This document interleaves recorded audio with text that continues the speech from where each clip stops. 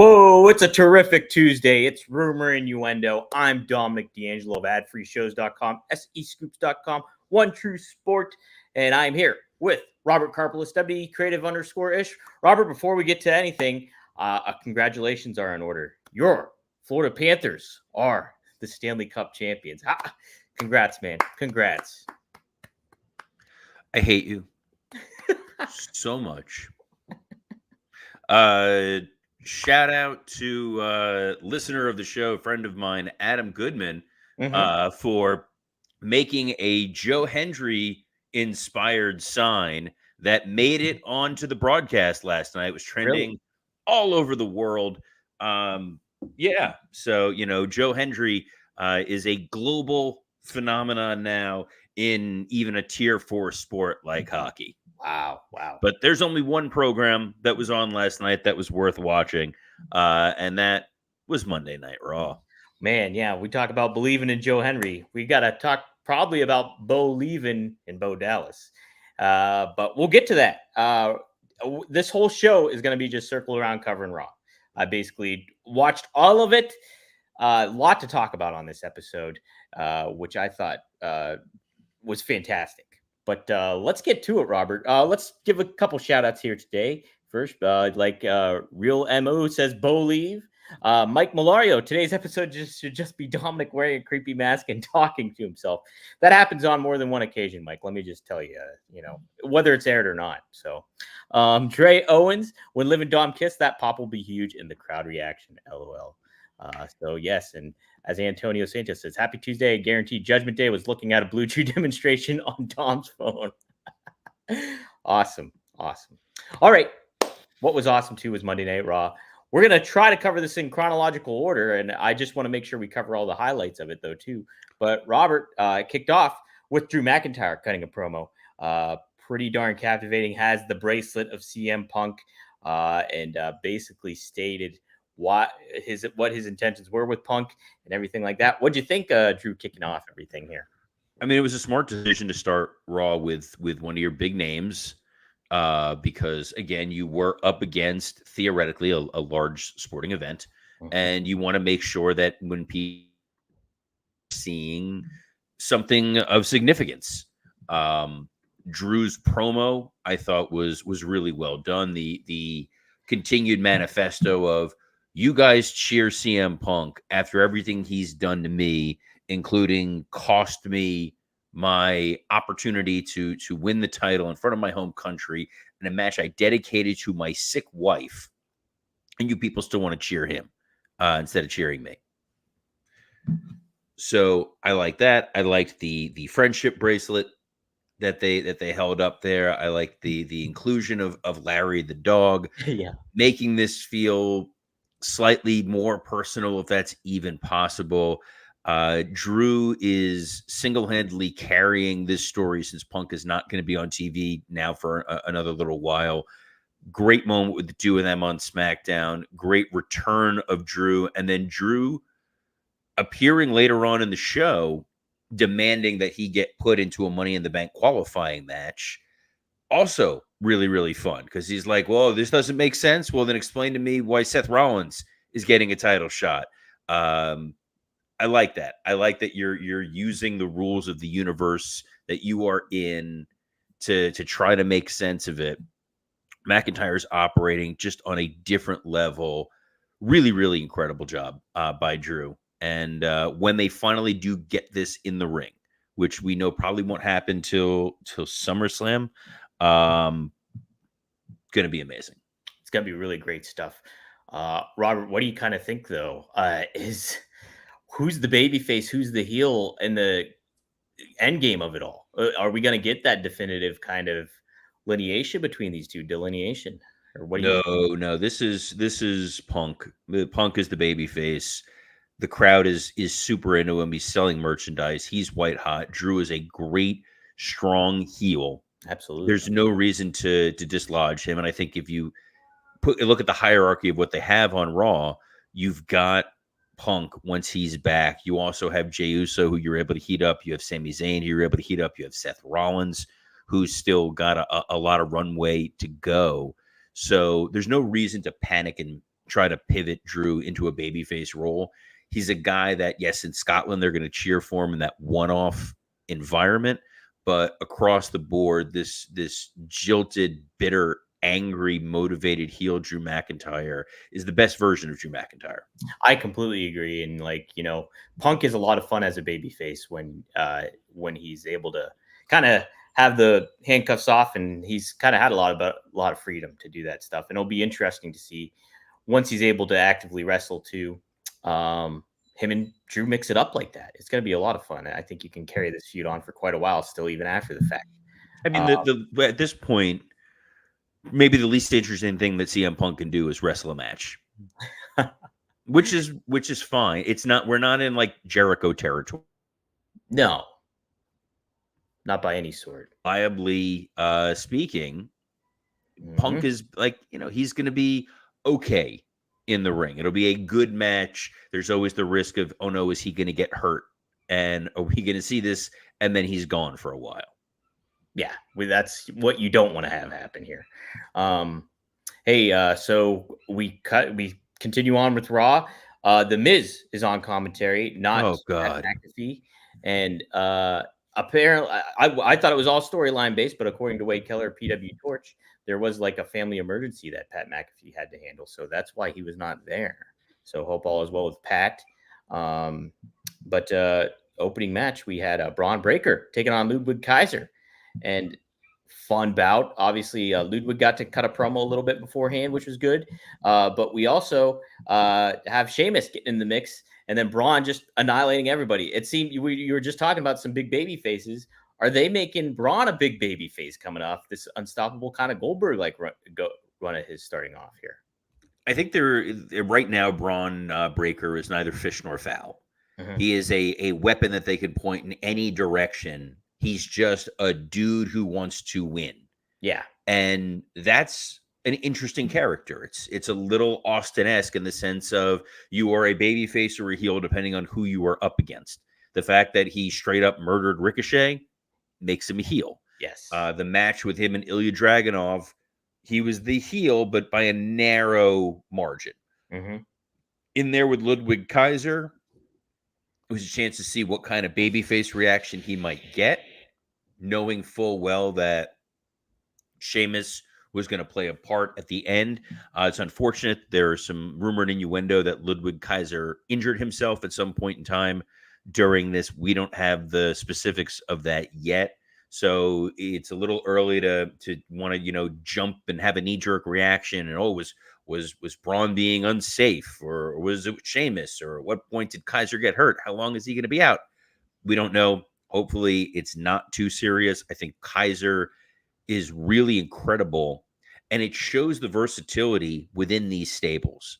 You had Imperium, you were building it with the Gunther stable, with Kaiser as sort of the guy who holds the microphone and Giovanni Vinci is the guy who loses. And now by pushing Kaiser as sort of his own man while still within the confines of Imperium, you get a chance for him to develop this psychopath character, this very manipulating, calculating striker. And the work that he did with Braun Breaker is a good indication of what we're going to get in the months and years to come. This much more physical style that Raw is encapsulating going forward. Really athletic guys, relatively young with both of them, with a lot of opportunity for them to grow going forward. And the pivot with Braun Breaker to Sami Zayn is really interesting. Mm-hmm. Because I can see an environment where the audience maybe wants to turn on Sami and they want to get behind Braun Breaker because he's such an ass kicker. It's a little bit of a risk if I'm being honest.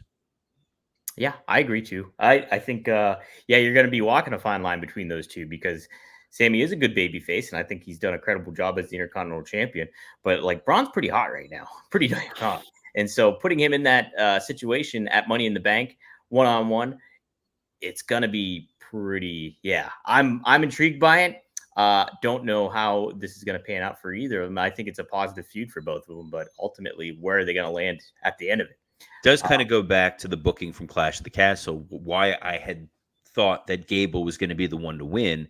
Because Right. I said if Gable wins the Intercontinental title, boom, you've got Braun Breaker right there, ready to go. And that's how you make a monster babyface. Right. Right. Sammy, switching places, if Sammy was in Money in the Bank in the ladder match, hey, that's a pretty compelling, interesting story right there.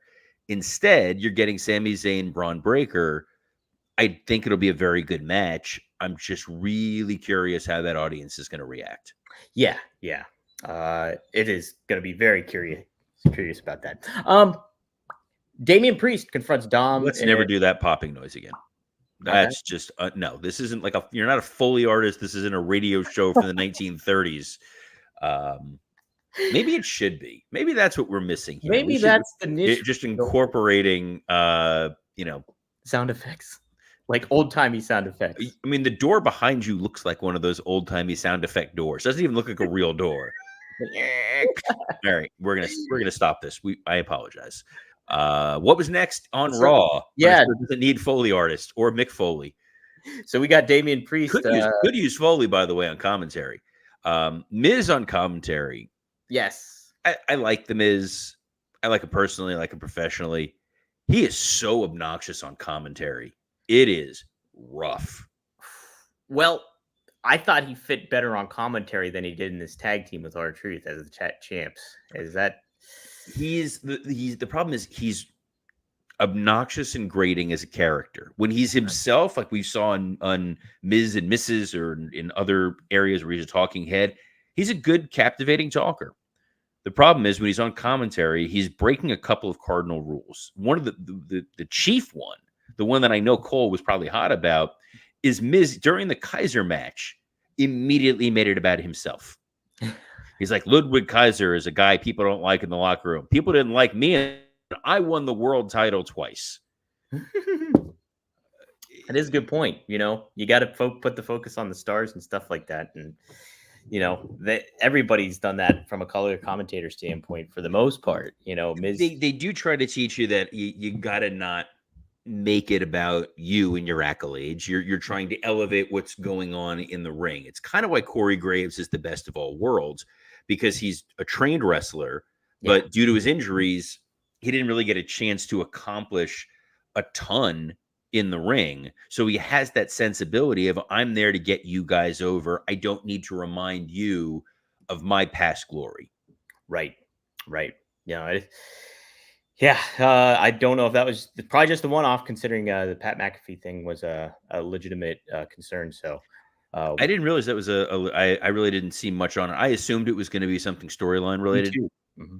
So a little surprised that, especially since you were in Indianapolis. Yes. Yeah, I was thinking he was going to be there, and that was or storyline based. So, but backstage, Damian Priest runs into the Judgment Day, and they have a whole bunch of gifts from Liv Morgan, and then they get a text message from Liv Morgan that really captivates all of them. So, little button pushing there with Liv. I'm going to skip ahead just a second for you're steering the ship, man. I'm just here for the Liv Morgan promo. She did come out. And Zelina Vega came out, confronted her. Then we had a little situation with Ray and Dom. I really liked this segment. I thought Zelina really shined behind the microphone here. And Liv, too. I think they played off one another very well as a heel and a baby face. And that's real well set up. What did you kind of think of this, Robert? Well, we talked about it a little bit yesterday. The interweaving of the storylines, the elevation of everything across the board is so well done that this Rhea Ripley injury leads to the Liv Morgan revenge tour, which leads to her wanting to destroy every part of Rhea Ripley's life, including getting the title, including taking Dom.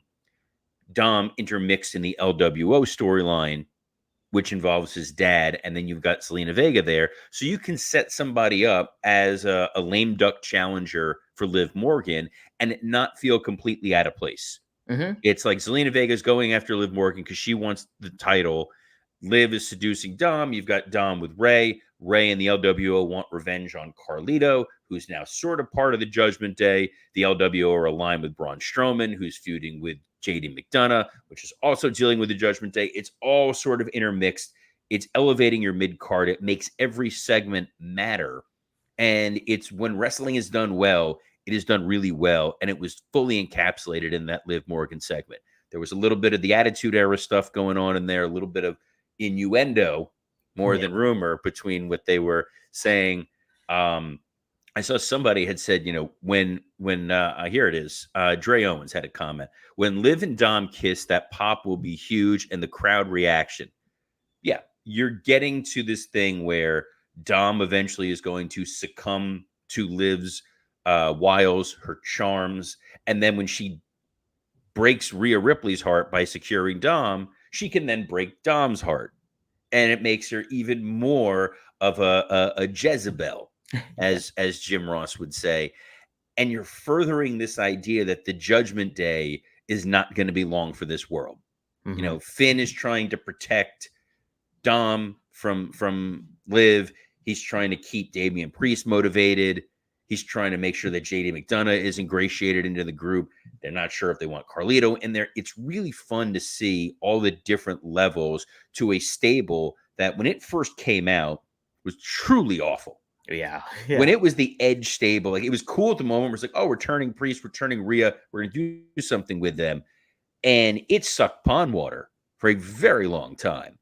So the fact that it's turned into what this is, where you can use comedy segments, you can use more serious segments, you can use your world title, you can get a main event out of it.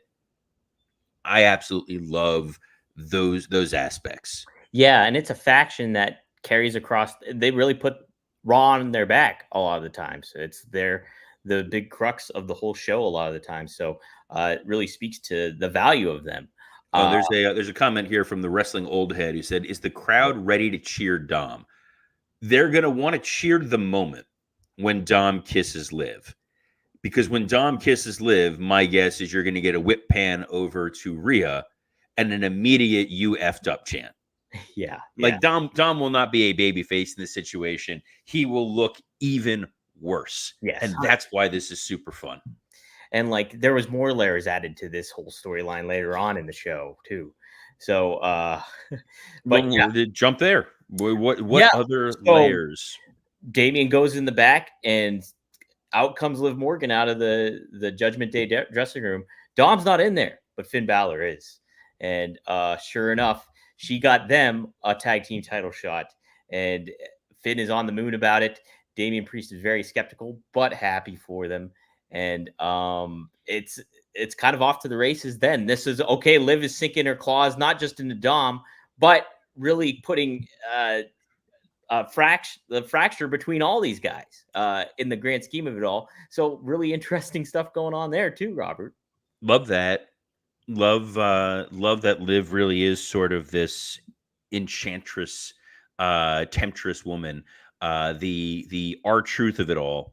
It was great to see Truth back in his kind of goofy nature, and this idea that he keeps giving title opportunities and being tricked into them in the same way that he thought Liv Morgan was Carmella, which was also a kind of fun moment. But we'll get to the main event. I think Damian Priest had another interesting segment on this show. Yes, very much so, with Seth Rollins. And I thought Damian delivered a great promo about like what he thought about Seth and why he didn't want to be Seth. And then Seth coming out there and kind of staking what his thoughts are on everything and saying that, and then giving him this challenge, trying to one up him on certain things. I thought that aspect of it, like, oh, you have to leave the Judgment Day, kind of felt out of place because why did that happen exactly? Why was that the stipulation? But Damian agreed to it. And so the stakes are higher for this Money in the Bank match that they're going to have. I agree with you. I feel like Damian Priest is sort of, he's very much a lame duck champion. That's right, lame duck twice in one episode. But the idea that Seth Rollins is there is he's just a fulcrum to move this storyline forward. The stipulation doesn't really matter. If Rollins loses, he can't challenge Damian Priest. Right. But we know Damian Priest is not going to be world champion at the longest by SummerSlam. Right. Like Gunther will walk out of SummerSlam champion. So that stipulation won't last terribly long. if Seth Rollins is the reason why Priest leaves Judgment Day, it further erodes that group and further moves along the fracturing of it. But to your point, who cares? Mm-hmm. Whether he can't wear the shirt, he can't wear the stupid leather vest. Right. It's kind of odd. It's a weird decision, but again, it was a nice way to bring Gunther out there to remind them that like none of this matters. You guys are all you're filling time on a B show for Money in the Bank. Once we get to SummerSlam, it's going to be a brand new landscape and Raw, and we're going to go from there. Right. And Priest too, adding the element that he doesn't need the Judgment Day. The Judgment Day need him more so. That was an interesting comment too, I thought, where it was like, okay, if he doesn't really care about potentially being out of the Judgment Day, it seemed. I don't know. Just kind of funky. I liked it though.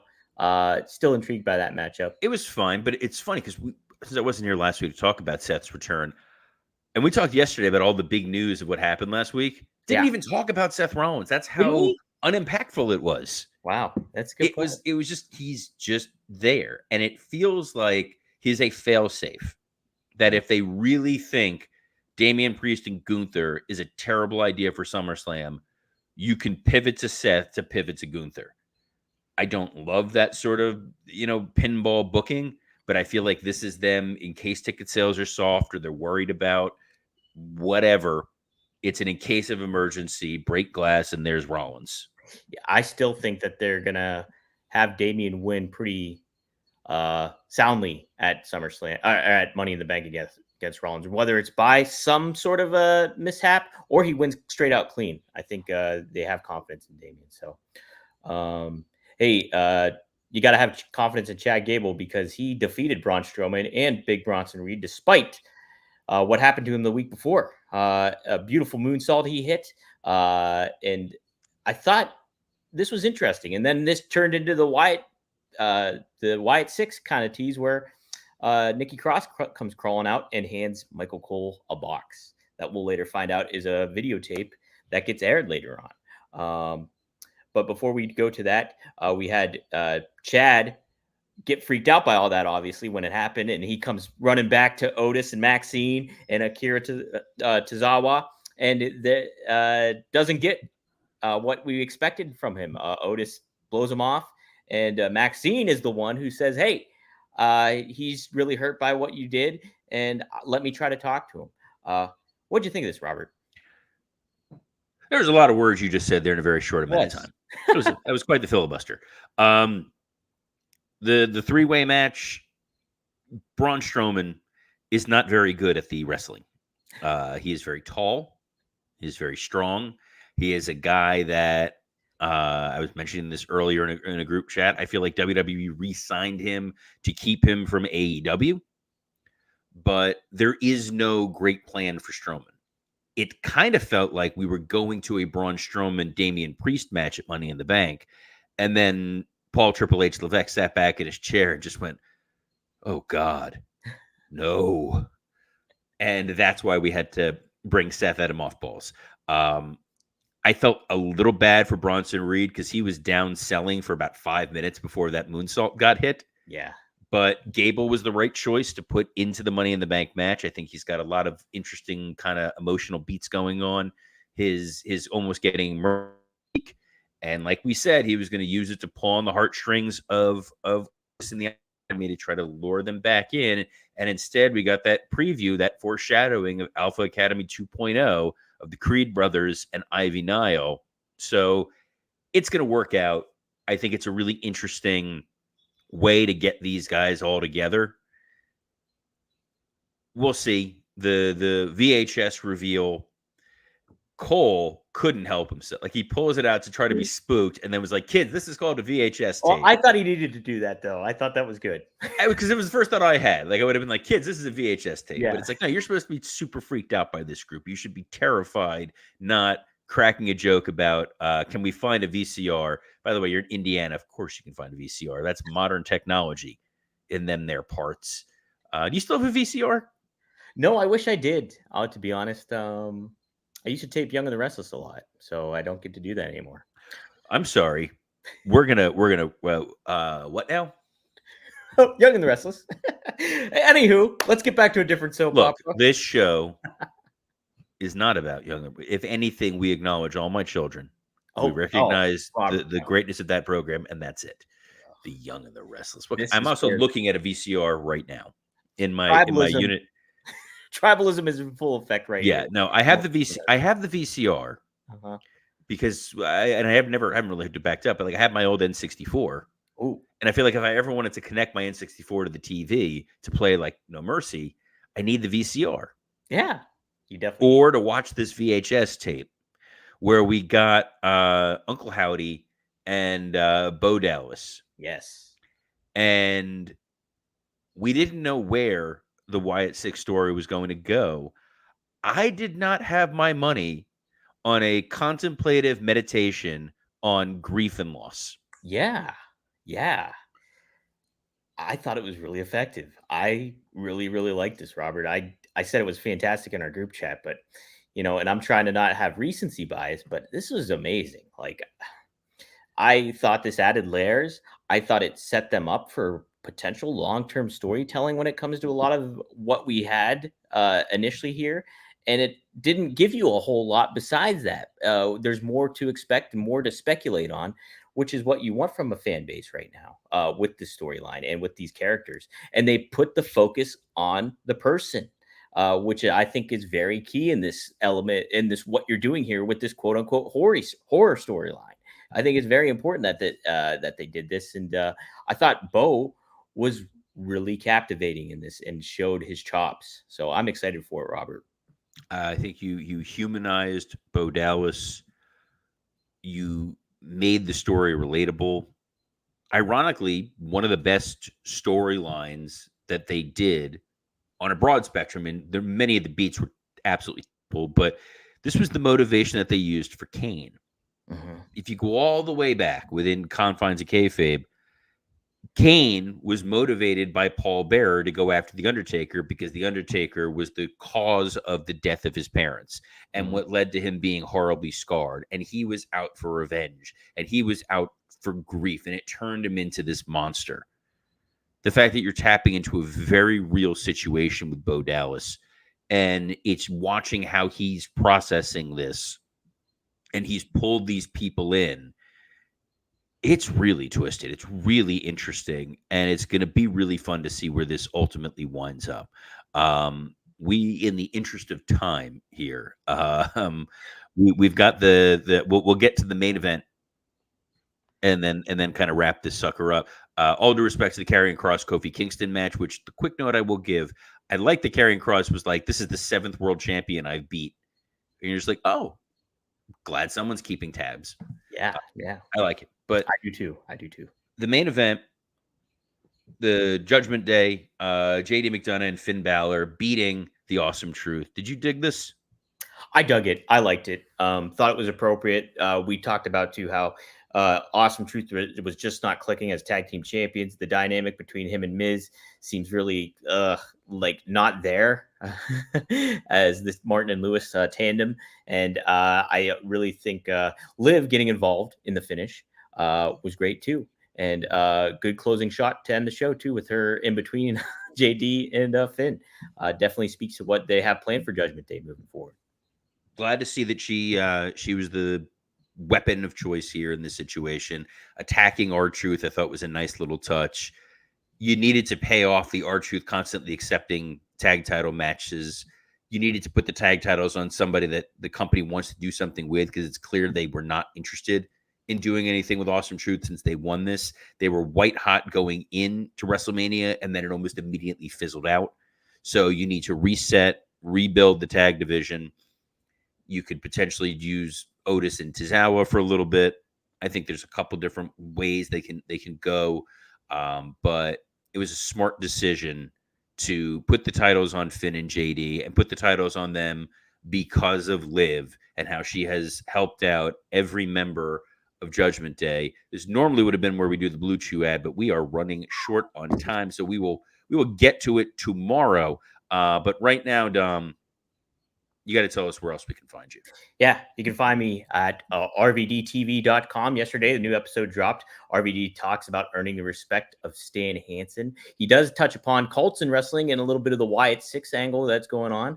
And Cody Rhodes, he's interested in fighting him for the undisputed WWE Championship and has respect for him too. So check it out, rvdtv.com. And then Magnum TA and Greg Gagne, new episode just dropped today where they talk about the Young Bucks. They answer fan questions. Really, really great episode. So on the lookout for that at fourhorsemanetwork.com. And you can check out a lot of the added content too behind the paywall at onetruesporttv.com. So take a look there.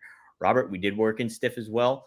Should be an interesting one this week, considering all that's going on Raw too.